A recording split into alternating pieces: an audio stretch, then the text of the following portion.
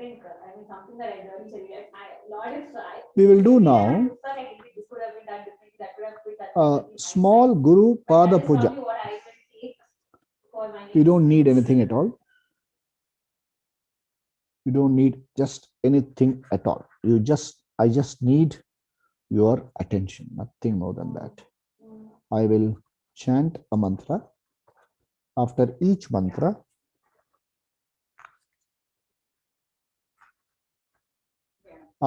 mantra, you just chant this, nothing more to be done.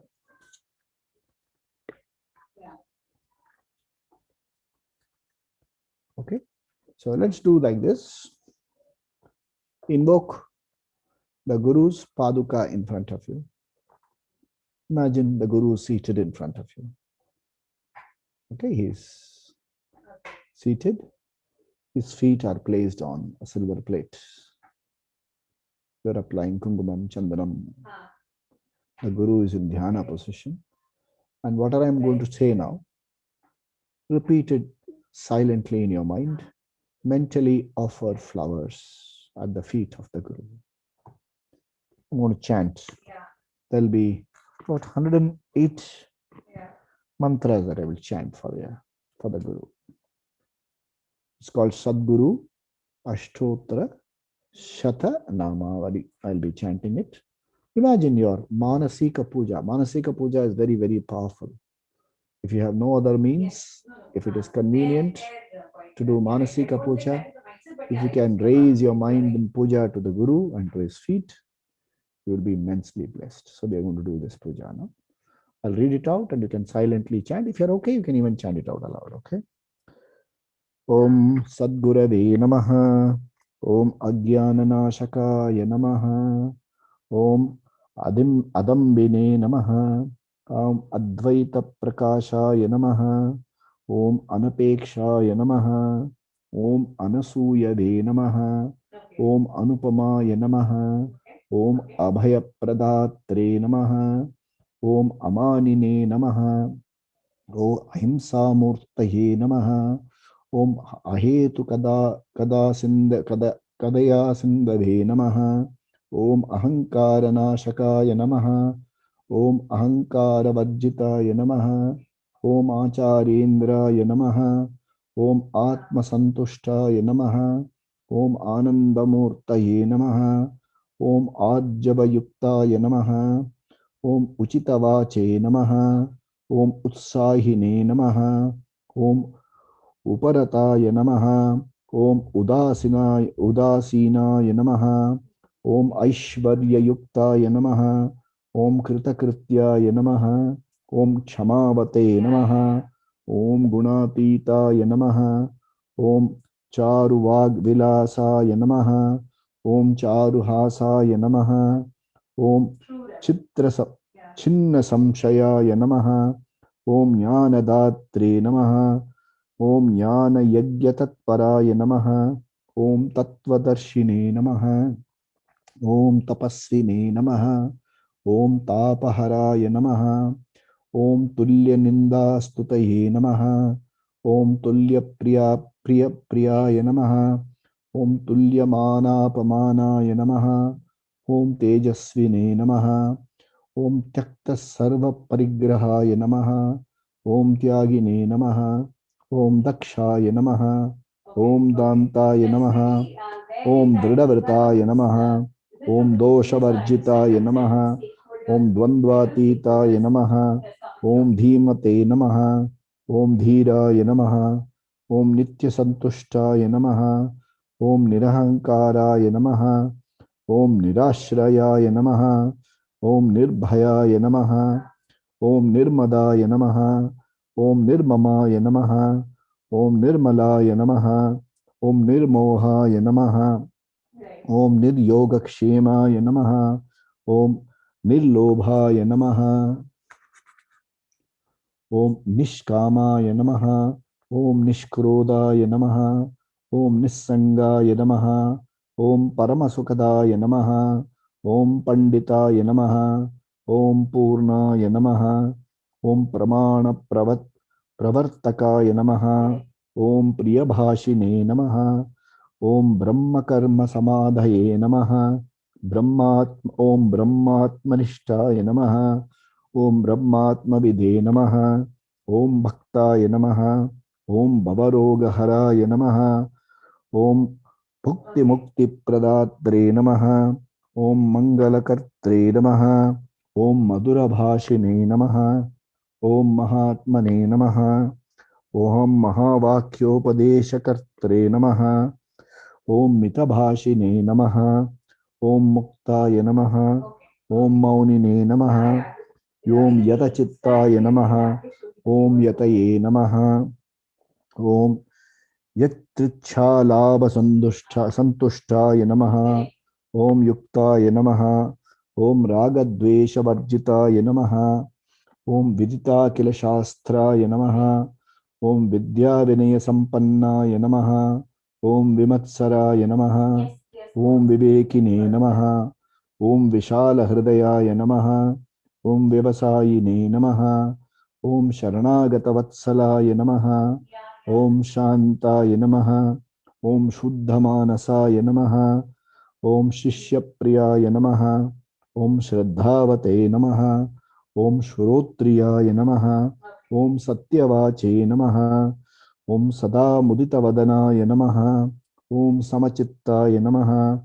Om Samanadhika Vajjitaya Namaha. Om Samahita Chittaya Namaha. Om Sarvabhuta Hitaya Namaha. Om Siddhaya Namaha. Om Sulabhaya Namaha. Om Sushilaya Namaha. Om Suhridhe Namaha. Om Sukshma Buddhaye Namaha. Om Sankalpa Varjitaya Namaha. Om Sampradaya Vidhe Namaha. Om Swatantraya Namaha. Nanavida Parimala Patra Pushpani Samatpayami. Who has offered flowers at the feet of the Guru? You can mentally offer dhupam. Yes. You can mentally offer Nivedyam to the Guru Paduka.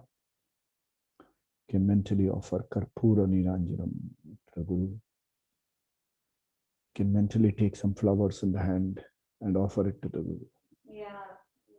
And say, Mantra Pushpam. Yopam Pushpam Veda Pushpavan Prajavan Pashman Bhavati. Chandramava Apam Pushpam Pushpavan Prajavan Pashman Bhavati.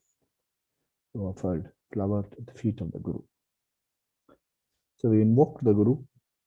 Let's look at why this celebrate. What is the significance? Okay. There are lots of teachers. Teachers fall under 6 categories. They are called Adhyapak, Upadhyay, Acharya, Pandit, Drishta, Guru. These are the 6 types of teachers available. It's available only in Indian classification. We don't have it in Western classification. Okay. So the Adhyapak and Upadhyay are teachers who teach you the subjects of research. I mean, such a school and the college level teachers. Like you have readers, lecturers, professors. Adhyapak, Upadhyay. They have educated themselves. They have the qualification. And they take you through your basic education. They give you the basic education that is needed. Once secular education started in India, they are the people who teach you all the subjects. They are the teachers of what is called Apara Vidya. Okay? Apara Vidya is? Right. Para Vidya means superior knowledge. Apara Vidya means not superior knowledge. There is nothing inferior. So some people translate Apara Vidya as inferior knowledge. Knowledge is never inferior. Para Vidya is that knowledge which gives you freedom, moksha. Apara Vidya is something which does not handle that subject. That's how you have to look at it. Okay? Apara Vidya means that which does not handle moksha. So it talks about artha, vada, dharma, artha, kama, dharma, and all those things. Okay, how to earn a living, and all those things it talks about. So they are all called Acharya, Upadhyay. Now there are people who teach you skills. They are called Acharya. So Dhanurvidya, all other vidyas, there some kind of dexterity is involved, dexterity of hands or some other organ like throat. So music teacher is actually, they call you guru. It's okay. Calling them guru does not lower anybody's status. It doesn't do anything wrong. But you have to understand that a music teacher is more of an acharya. He teaches you about music. He teaches you how to sing. There are some teachers who do help you do music research. They may be given go under the category of Pandita. Okay, so these are teachers, as Acharya. Acharya is a nice Malayalam word, they say Asan. Okay, so these are people who teach you skills. Then comes a Pandit. Panditaha. Pandit is a person who is done a lot of research and who is a very erudite scholar in the subject. The Pandit. He gives you deep study of the subject. Very, very deep study of any subject. Doctorates. Pandita. Then comes the next category called Drishta. Drishta is a person who gives you insight. He gives you a certain vision. He gives you, certain unique insights into what you are studying. That is a Drishta. These type of teachers are common all over the world. Then comes a unique teacher called Guru. There are two syllables there, Gu and Ru. Gu stands for Andakara. Rukara, Ru stands for removal of Andakara. What kind of Andakara? Ignorance. Ignorance of what? Ignorance of your own self. Now, what is this ignorance of myself? This is something which doesn't come ordinarily. It takes a certain emotional growth for you to understand what is ignorance. Ignorance, understanding what is self-ignorance requires a certain emotional maturity. Sure. It doesn't dawn on everybody like that. The ignorance of other subjects is removed by the 5 categories of teachers. Ignorance of the self is removed by the Guru. The Andakara here stands for self-ignorance. Now, what is this self-ignorance? There comes a moment of reckoning in everyone's life when you question the very purpose of your existence. Okay, these are a lot of people talking about purpose in life. And anything published abroad sells well in India. Purpose in life. What is this purpose in life? At best, they will take you to Abraham Maslow's chart of self-actualization. What is this purpose in life? What is this that you are searching for? True that. Now, this search is revealed to you in our Vedic tradition through some wonderful stories. What is Prashant's take on all of this?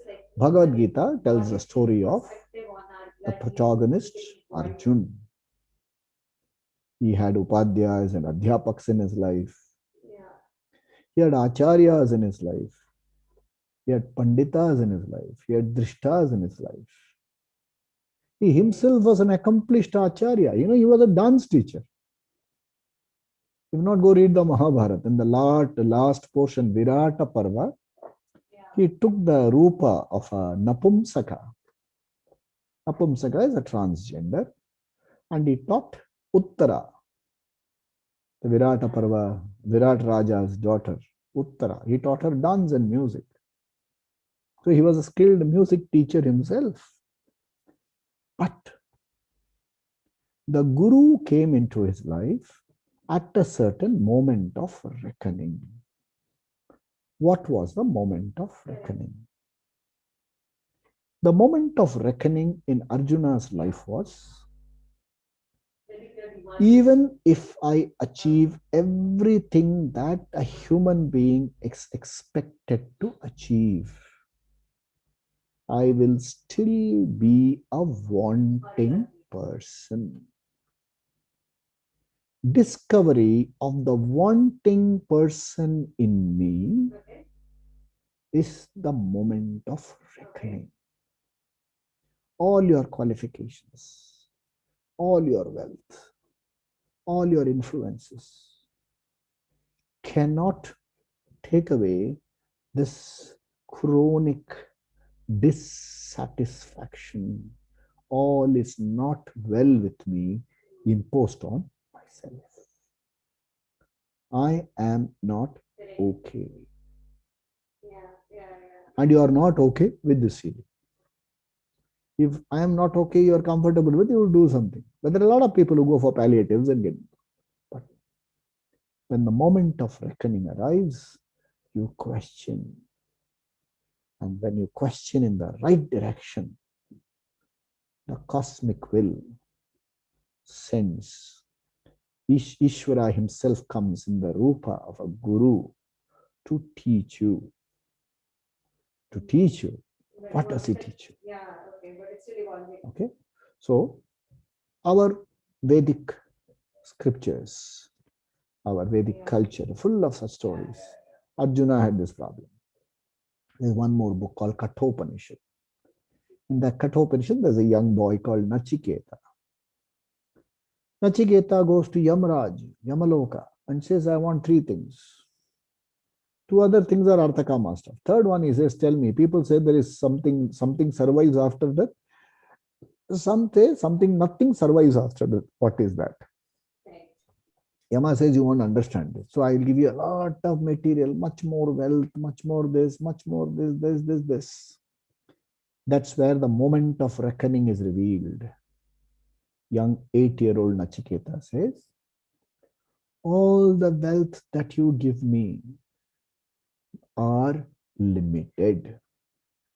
They cannot give me permanent peace, security, happiness. The longest life that you have can give me has to end someday. I am not comfortable with the knowledge that I will end someday. I'm not happy with my end. I don't want to end. I don't want an end for myself. So he says, you better teach me. And Yamaraj teaches him. There is Anmar Upanishad, in which there is a very successful grahasti, a very rich man. Okay, a very rich man, lives well.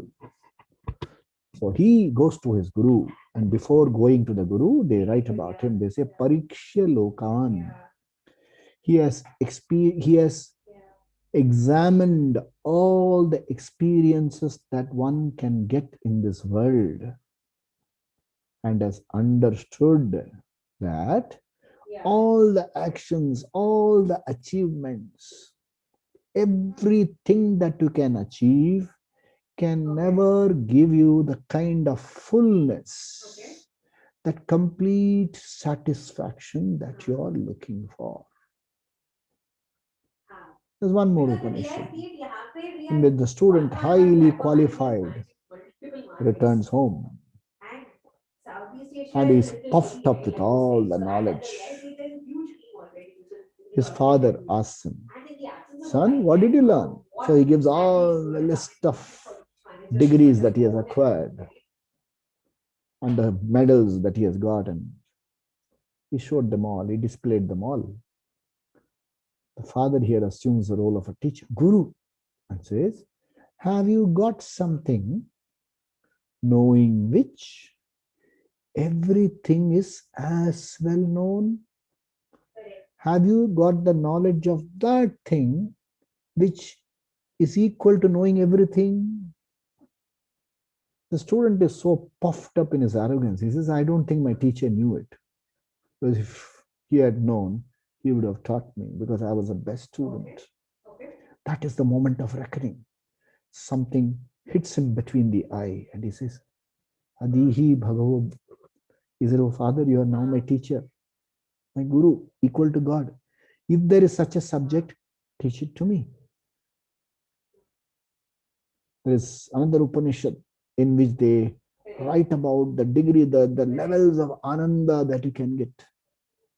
You are physically fit, you are youthful, you are intelligent, and you have overlaid lordship of the whole earth. It is called 1 unit of Manushya Ananda. 100 times that is one more being, one more being. Gandharva Ananda, Gandharva, Deva Gandharva, Manushya Gandharva, Deva. Like that, there are certain degrees.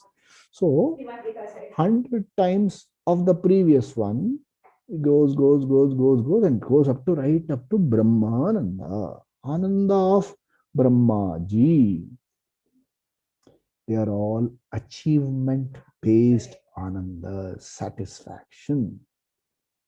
And anything which is achievement-based has a beginning, has a peak, has to end someday. That is true. That is true. Along with each of these statements, there will be one more statement.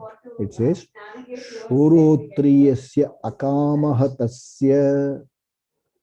One who knows what is the secret of happiness is as good as that ananda.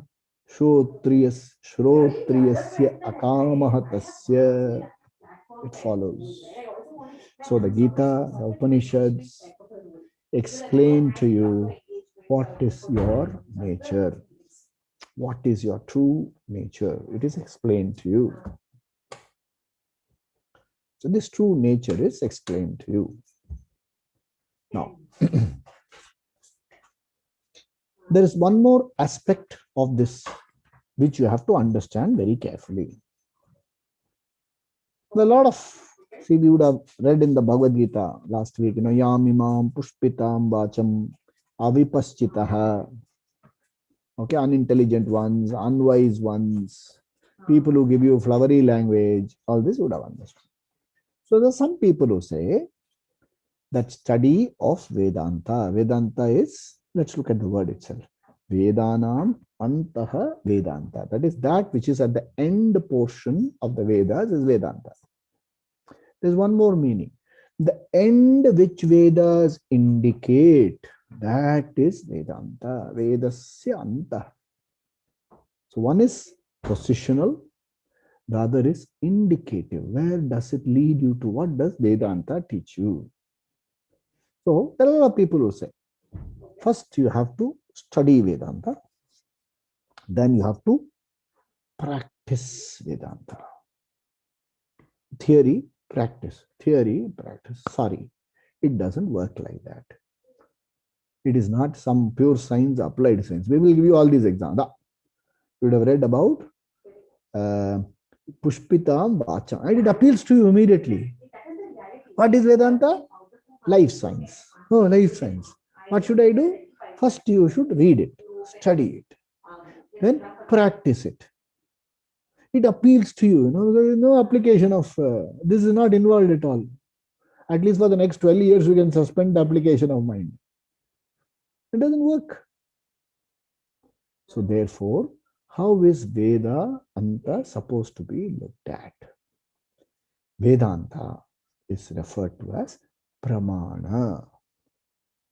Pramana means means of knowledge. Okay.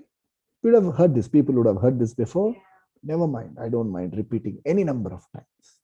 Pramana means means of knowledge. One set of pramana are called Pratyaksha Pramana. The other group of pramanas called Anumana Adi Pramana. So Pratyaksha Pramana, I see and know things. I hear and know things. I smell and know things. I taste and know things. I touch and know things. They are Pratyaksha Pramana. Similarly, there is another set of pramana called Anumanadi Pramana. Anumana is inferential knowledge. I see smoke, I infer fire. Anumanam. Upamanam. How does a unicorn look like? Anyone has seen a unicorn? Unicorn is a horse. Yeah? So this is how, Upamanam. You see a horse. Have you seen a horned horse? That is a unicorn. Upamanam. Anumanam. Upamanam. Arthapatti. Second level assumption. For example, you are in a locked room. You are in a cinema theater for 2.5 hours. Outside you come, the road's flooded. You assume it would have rained. It's called second level assumption. Arthapatti. Anumanam. Upamanam. Arthapatti. Then you have what is called anupalabdhi, not availability. Non-availability of something. How do you know you are a poor? You don't have money because money is not available in your pocket. It's not inferred. It's straight away not available. Okay. So these are the various types of inferential knowledge gathering means available to you. Now let's look at the word pramana itself. What can be known by the eyes can be known only by the eyes.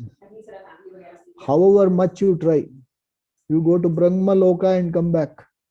You can't see color with your ears. You can't smell color. You can write poetry that I smelled the color. Okay? But you can't smell color. What is meant for the eyes has to be seen by the eyes alone.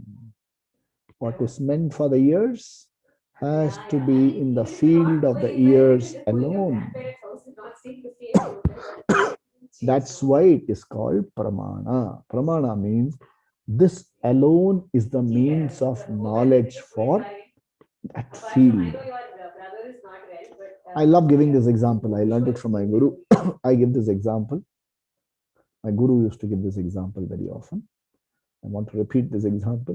The more you repeat, the more you get into your system. You go for an eye test, sophisticated eye test. Everything is on machine. Machine. Your appointment starts at 8 until 8 in the evening. You are machine. This done, that done, this done. Then they drop you something and you leave like this, staring in the air to dilate your pupils. All this done. And you finally come to a fellow. There will be a light board in front of you. He will put one frame without glasses and you will put a lens. Is this better or is this better? Is this better or is this? You alone can certify whether you can see properly. That's why it's called Brahmana. Eyes alone can certify that it can see and see it properly. And if people have gone for hearing test, after all the tests, you will have one tuning fork. Ta-dang, he will take and put it here. How are you hearing? How are you hearing? He can't hear for you. You have to hear. That's why it's called a pramana. Vedanta is pramana. It is not to be read here and validated by an experience elsewhere. If that is how you are learning Vedanta, please stop it today. It is going to take you nowhere. At least go pursue Artha Kama at least. At least make some money. If you have right value, you can do some charity, help some fellows. Don't go to Vedanta saying that I will read something, practice. I will practice and I will realize. Practice and realize that you are wasting your time. It doesn't work like that. When I reveal to you, you should know the meaning. It should click as though the third eye is opened. Therefore, Vedanta is Atma Jnana is given to you by a process called Shabda Pramana. The teacher, here comes the Guru's role. What's available is in the scriptures. The scripture has words known to you. If you read it yourself, you can't make any sense.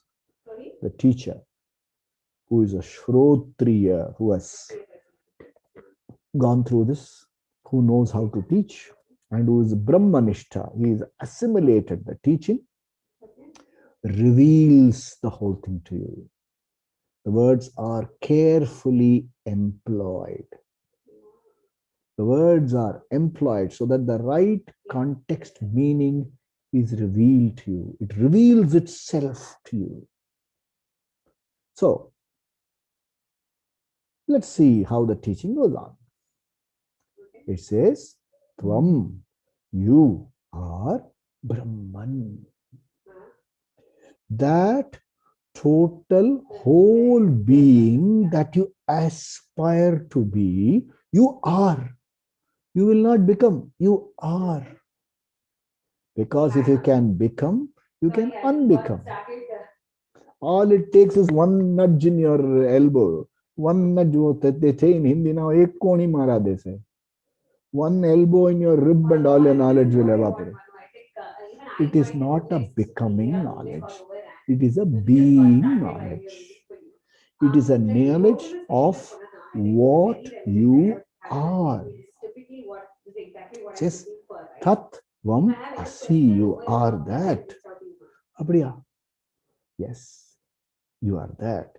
So employing words, this knowledge is revealed to you.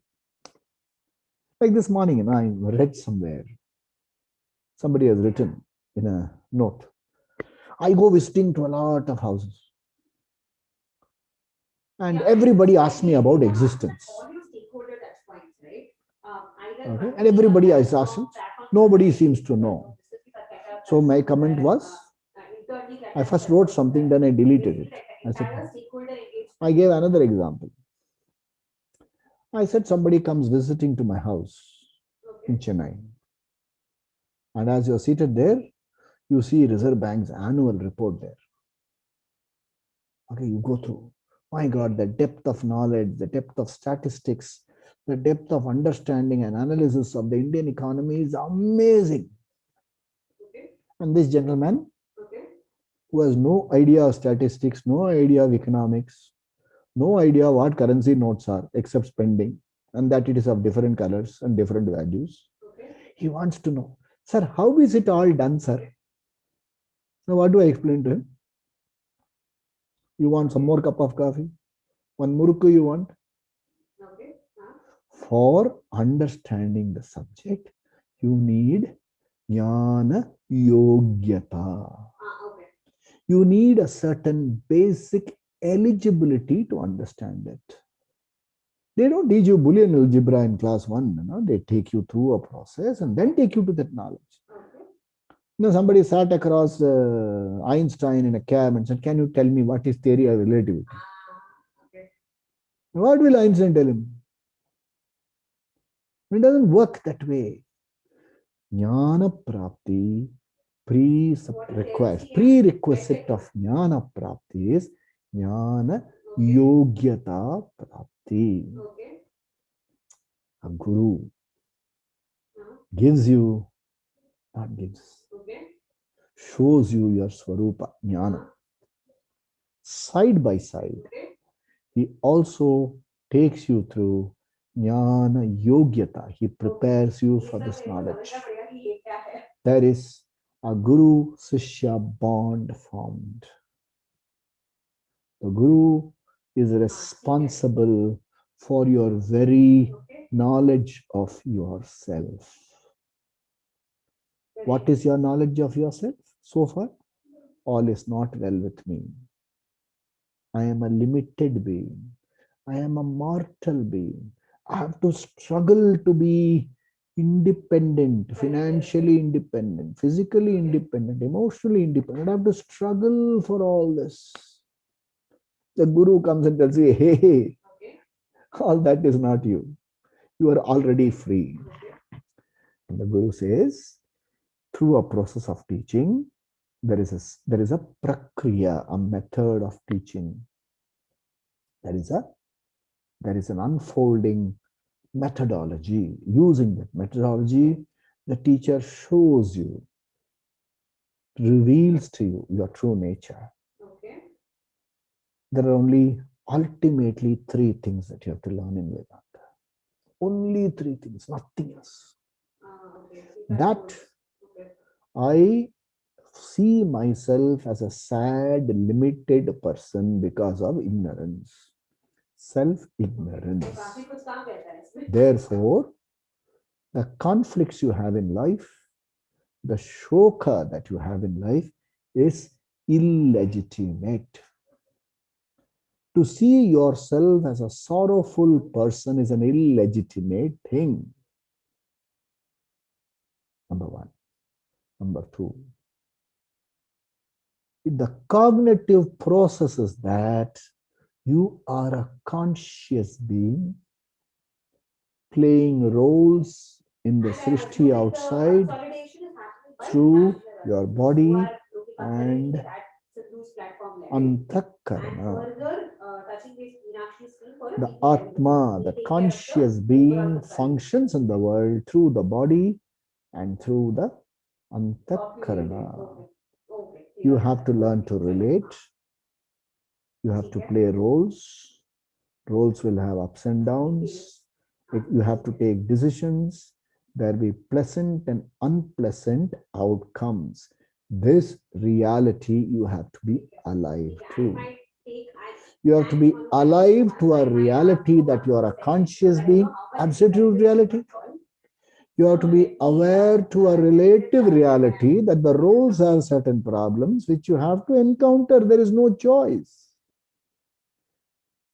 Intelligent living, vyavasayatmika buddhi, is seeing that the problems of the role remain with the role. You play the role of a beggar in a movie. I won't say beggar. You play the role of a person given to begging. Begging person. I'll tell you why I don't use the word beggar.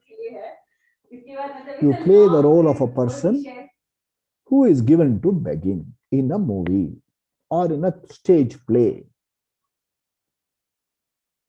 You will play the role perfectly, torn, unshaven, smelly, with your ta-ta-ta-ta coin. You know, even begging is an art. Try someday, okay? We go to some busy, what do you call, traffic crossing. There will be a car coming and parking there. Try telling. So can you give me a rupee, sir? He will give you one scorching look, you are finished. You need a special art. You see those young boys there, they are taught. He will say, sir, sir, sir, sir, sir, sir, sir, sir. He will hit at your guilt and take something out of you. Even begging is an art. So if you're playing the role of a begging person, you would have perfected the art of begging. The play is over. Now this man goes outside the gate and stands there. Sir, give me something on your way out. What has happened? You don't find anybody doing that because he knows by playing the role of a beggar, I'm richer, not poorer. There is a green room personality who's never forgotten. There is never forgotten. The identity, your green room identity is intact. That's what Vedanta comes and tells you. There is a green room identity. There is a conscious being identity. Identify with that and play all the roles. And for knowing this and living your life intelligently, you have to do a certain set of preparatory sadhana. Preparatory sadhana for jnana yogyata prapti. These are the only three steps. There is nothing else there. That's all. What does the Guru do? The Guru shows you that your sorrow is illegitimate. He reinforces the happy being that you are. He explains to you, why does this so-called sorrow happen? There are some legitimate sorrow. They belong to the roles, man. Learn to keep the sorrow of the roles at the role. Vyavasayatmika buddhi, pragmatism. As he is teaching, the student says, Teacher, is it not difficult? So it's not lovely. What does the teacher say? Is this asamshayam? Undoubtedly, it is difficult. What should I do? Correct. Abhyasena. Correct. Okay. Do abhyasa and vairagyena. Correct. You must have a certain dispassion to move away from things which do not give you happiness. Move towards happiness, towards things which give you jnana yogyata. Abhyasa. Repeat it, practice, commitment. And abhyasena to kaunteya vairagyena. You have to do. Krishna says this to Arjuna. So the unique culture allows you to ask questions to the teacher. The teacher emotionally connects with you. The teacher is an empath, full of compassion. He is the only person in the creation who understands you well. Only one person understands you. No other person can understand you like a guru. You can go to the guru and confess, I've done the worst of papam. I don't use the word sin. Papam. The guru will say, hota hai. Prashchit karte hain. He will not say, Ayya, you did it, is it? No. Compassion, empathy. He is the only person who connects to you emotionally, fully. He is the only person who understands you. If such a person is available in your life, understand in this janma your life is made. आपकी जिंदगी बन गई. आपको गुरु मिल गया तो आपकी जिंदगी बन गई. गुरु गोविंद दो खड़े काके लागू पाओ. बलिहारी गुरु आपने गोविंद दियो बताए कबीरा. He knows you. He knows the cause of your ignorance. He knows the cause of your pain.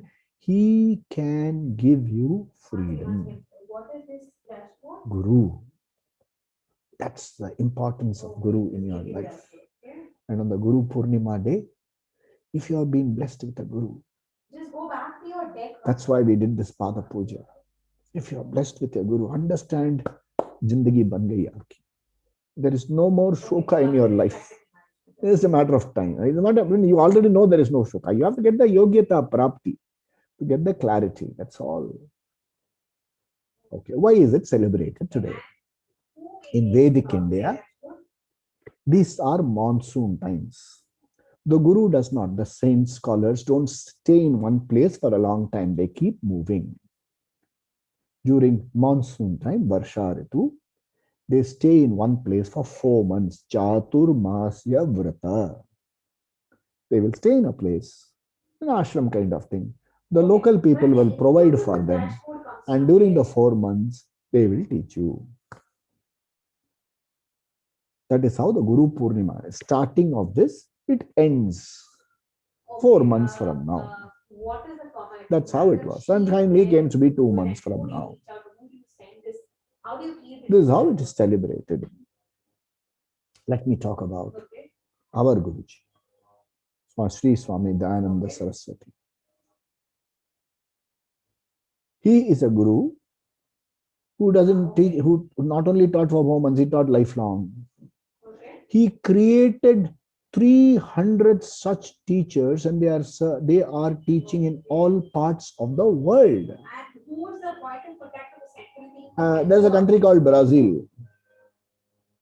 In Rio de Janeiro, there is a lady called Gloria. She is of Portuguese, Brazilian origin. She and her husband came to India. She was so impressed with Swamiji. She stayed on, learned. Swamiji gave her an Indian name and she teaches Vedanta in Brazil. But because the Brazilian culture doesn't understand our lifestyle, she's married, has children and things like that. But here she is a sannyasin. 2 years ago, she was given Padma Shri by the Indian government in recognition. This is what our Swami Dayanand Ji has done. Will get eventually. Swami Dayanand Ji, I met him 37 years ago in 1984. I was in a quest. I don't know what I was looking for, but I was looking for something. I didn't know what I was looking for. Somebody told me, theory karo, practice karo. I tried practice both of neither theory worked nor practice worked. Theory karo, practice karo. Stand on your head. Stand on your head. What will stand on your head? Give you a headache. Look for light here. Look for something climbing up your spine. So many things I tried. One fellow told me, come, I'll take you to a place, I will bury you up to this. And then what? How do I come out, man? I'll bury you a Shakta fellow. Even I'll bury you up to this. I was terrified. Sheer providence. I was invited to organize Swami Dayananda Saraswati's talks. They said, why don't you handle the bookstall? I met Swamiji. As he walked in, he looked at me. He beckoned to me and he said, I want the bookstall closed as soon as I enter the hall. I don't want you to sell books. I want you to listen to me. After I leave this hall, do whatever you like. But during the 90 minutes, no book sales. If you're interested in listening to me, otherwise you can close the bookstall and go. I listened to him. Somehow, I had a feeling that I found a person who could give me freedom. And after the 10-day talk was over, on the last day when I did pranam to him, he smiled at me and said, looks like you have understood a lot. I don't know what I say. I couldn't say anything. So a lump in my throat. I couldn't speak. He said, come. I'm staying at this place. Come and talk to me. So I went and met him. I was in Kolkata. I met him in Ramakrishna Mission, Kolkata. I spent the whole day with him, sharing his lunch, sharing tea, making tea for him. Shared the whole day with Pujya Swamiji. And I asked him, Swamiji, please tell me. You're talking about Atma Vidya. You're talking about knowing about yourself. Will I get it? He said, yeah, when it becomes priority, you will get it. Right now, it is not high priority for you. You are working in a place and you have a family to take care of. You possibly want to build a house, but you have got so many other priorities. This is low down in the priority. Never mind. Rather than have it as no priority, have it low priority. So remain committed. This will slowly go up the hierarchy on its own. Swamiji gave a beautiful example. No, I can't forget it. He said, you're sitting in the airport, not in India, in some foreign country. Oh, board, a lot of electronic boards. Lufthansa, flying. Singapore Airlines, flying. All flying. Somewhere below is Air India. It doesn't seem to fly at all. Slowly, finally you're top there and you're ready to go and board the flight. Is at the moment the priority becomes top, you will board the flight. You don't have to board the flight. They will come looking for you and make you board the flight. They will come looking for you. So, the Guru, when you are jnana yogyata prapt, when you are ready, you have to ask the right questions. Not to anybody, ask to yourself. The Guru will come looking for you. There are three things which are rare. Manushyatvam, to be born as a human being is rare. I add something, my teacher added. I don't add anything at all. My teacher used to add that being born in a Veda Parampara, in a country where Veda is valued, is a blessing, not just Manushya Janma. You are born as a Manushya in some Eskimo land. What will you do? Run after walruses. That is not born in a Veda Parampara culture. So to be born in a Vedika Parampara, I don't use the word Hindu, in a Vedika Parampara is a blessing. Born in a Vedika Parampara, if you start inquiring, what is my purpose in life. Is it eat, drink, go fat and die? Okay. Physical growth is okay for a buffalo. But aging is good for Physical your growth is body. not okay for a human being. There is something called emotional growth. What is emotional growth? Have you started inquiring? But if they're over for too long, Second, the punya. When punya number 1, punya number 2 happen, Mahapurusha Samshraya, the teacher will come into your life. The teacher will be a Shrotriya Brahmanishta. Shrotriya, one who has learnt his materials, his subject well. He knows how to teach. He knows the prakriya. He knows how the contextual uses of words. He knows you. He knows how to make you understand. That is the uniqueness of a Shrotriya. Brahmanishta, he is well established in the knowledge. You don't ask the Guru for certificate. Okay, sir, are you a Brahmanishta, sir? Are you a Shrotriya, sir? You go approach him with Shraddha. What is Shraddha? Very important.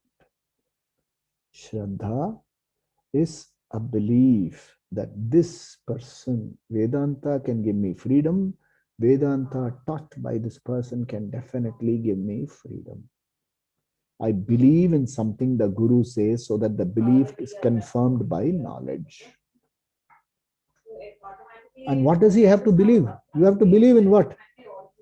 You have to believe in a fact that you are a whole being, you are a conscious being, you are a happy, limitlessly happy being. That's what you have to believe in initially. Till it gets affirmed, confirmed, assimilated, and finally owned up. And you say, Aham Brahmasmi. So this is the entire parampara. This is what the teaching does to you. There are courses, there are books which we study. In our Satsanga, we have started with the study of the Bhagavad Gita.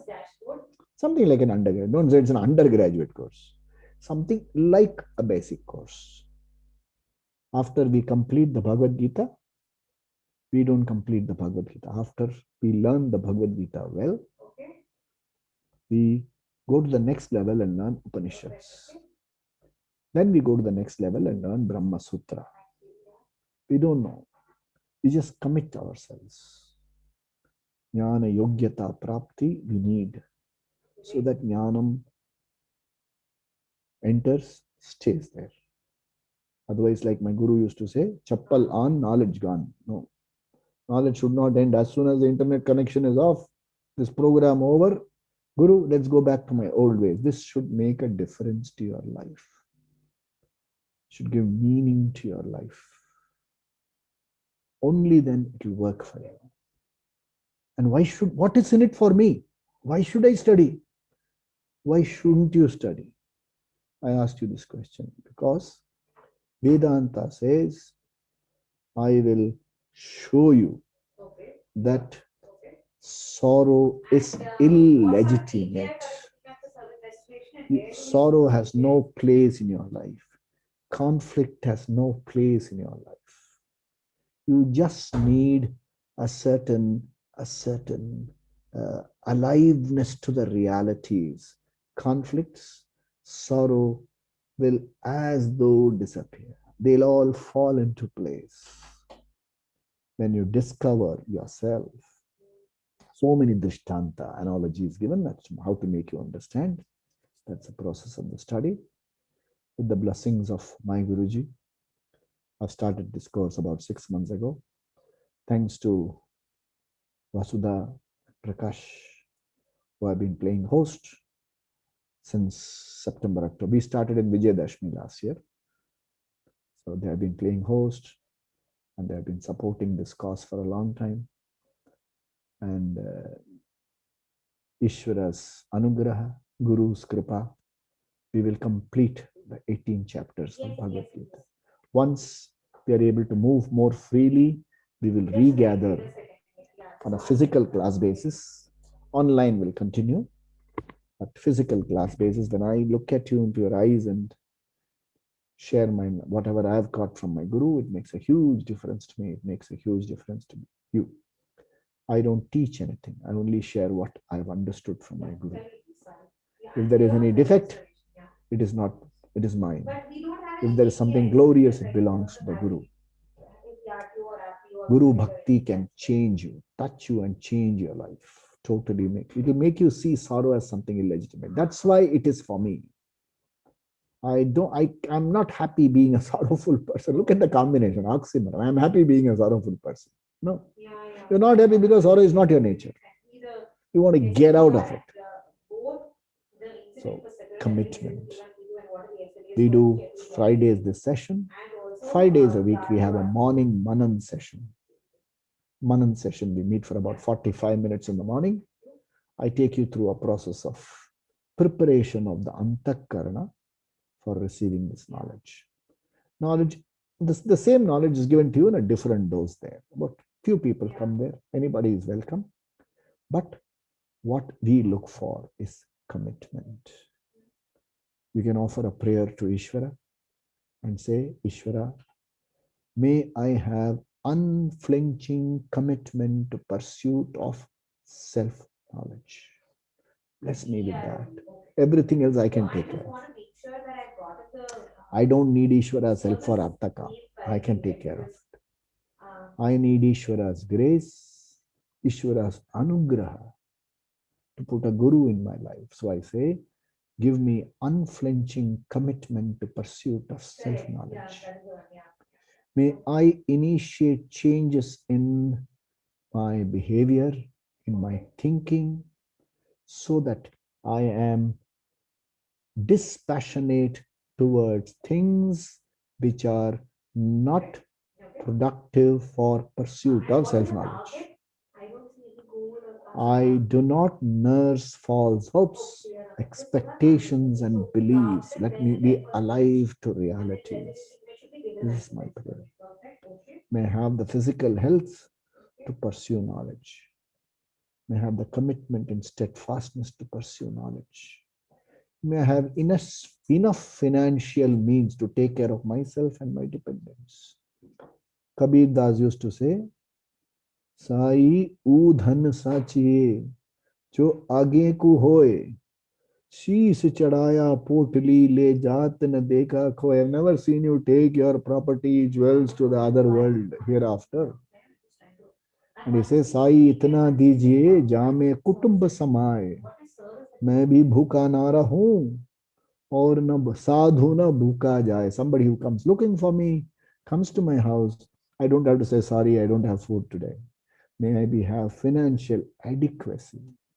This is Jnana Yogyata Prapti, living a life that is free from conflicts, living a decisive life, a mindful life, that is Jnana Yogyata Prapti. This is what the Guru leads you to. This is what we commit ourselves to. No Guru ever asks his student for dakshina. Knowledge is not sold. None of the knowledge. Upadhyaya, there's no knowledge sale in India at all. That's not Indian culture. The Acharya teaches you a skill, makes you fit enough for earning, then says, give me the earning. Give me something out of what you earn. It is not that give me first whether you earn or not. I saw on a cartoon the other day. The fellow has got a diploma. He says, I want to return the diploma because anyway I'm not getting a job. So don't ask me for my loan back. When you join a course, they say capitation fee. What is it? Capitation. Decapitation fee. Cut your neck, cut your throat and your family's throat for the rest of your life. That is not Vedic culture. My Guru has never asked me for anything. But out of affection, not just out of kritanyata. Hey, who gives you freedom, man? You are willing to pay hundreds of things for your creams and hairstyles and makeovers and dressing downs and dressing ups. You can give everything for your Guru. No Guru ever asked for money. No Guru will ever ask for anything. In your gratefulness, you can give anything to the Guru. This is the culture with which I have been fortunate enough to lead. Been born into that culture. My parents gave me this body. They never discouraged me from study. I'm married to a person who supports me in the study. My children are supportive. Friends are supportive. Reasonable financial adequacy is given to me. There was a guru in my life, and the teachers are still there in our life. There are a lot of teachers in our life. The teacher is guru, not the ordinary teacher. So this is my Guru Purnima thought sharing with you. May you all be blessed. May you have unflinching commitment towards self-knowledge. May this commitment be with you all your life. That's the only way out of sorrow. Artha, Kama, Dharma are essential to live a life of reasonable comfort. With full knowledge, that doesn't give you total satisfaction. It comes with three defects. It does not give you total satisfaction. It has mixture of pleasant and unpleasant, and it is addictive. You are meant to use Artha Kama to grow into a more intelligent being, so that you are able to discern what is good for you and what is not good for you. That is the purpose. So thank you very much for being here with me this evening. Tomorrow at about 5:36, I'll announce the time in our group. If you can also get in touch with me personally. I'll start teaching Dakshinamurti Stotram. We'll do it over 15 days so that we are able to chant it with a certain amount of felicity. Morning Manan continues. Tomorrow we have a special Manan session. Tomorrow morning. Only other days it's 5 days a week. People are welcome to join. Om. Swasti prajabhya paripalayantam nyayena margena mahim mahisha gobrahmane shubhamastu nityam loka samastha sukhino bhavantu kale varshatu parjanyah prithvi sasya shalinim pesho yam chobarahitah brahmana santu nirbhaya sarve bhavantu sukhinah sarve santu niramaya sarve bhadrani pashyantu ma kaschid dukkha bhag bhavet asato ma sadgamaya tamaso ma jyotirgamaya mrityorma amritangamaya Om Purnamada Purnamidam Purnat Purnamudachyate Purnasya Purnamadaya Purnameva Vashishyate Om Shanti Shanti Shanti Shri Guru Bhyo Namaha Hari Om Sadgurunath Maharaj ki jai ho Swami Dayananda Maharaj ki jai ho सब संतों की जय हो पवन पुत्र हनुमान की जय हो बजरंग बली की जय हो सबकी जय हो ओम जय हो Anybody wants to say something, you're welcome. Unmute and speak. Yes, Madanji, unmute. Unmute. Any other decks which have these APIs that you have captured? You are muted.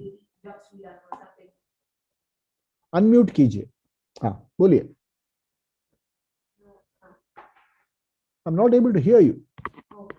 Where do you have the link to the process documents? I'm not able to hear, Doctor. For all of these, where if you have the link to the process documents, please send those across. I will refer and actually. Yeah, बोलिए, please. I'm not able to hear you. You can put it in the chat box. Just this one slider. Let me see this. Chat box. And a follow-up connect to the two of you for the remaining 4-5 minutes. Okay. Welcome. If anybody wants to say something, Haji, Madanji. It is. I'm not able to hear you. What's wrong? I don't know. I think we are already working with you guys in service introduction, right? But yeah, we change it. But when I say change management, what is right now happening is only on the Go Live, right? Go Live RFC are supporting us. But what we are not doing is all your monthly releases, release management, etc. We don't work with you guys. It is happening, to be very honest, on top basis. So we're trying to see how this process that's a fits in there.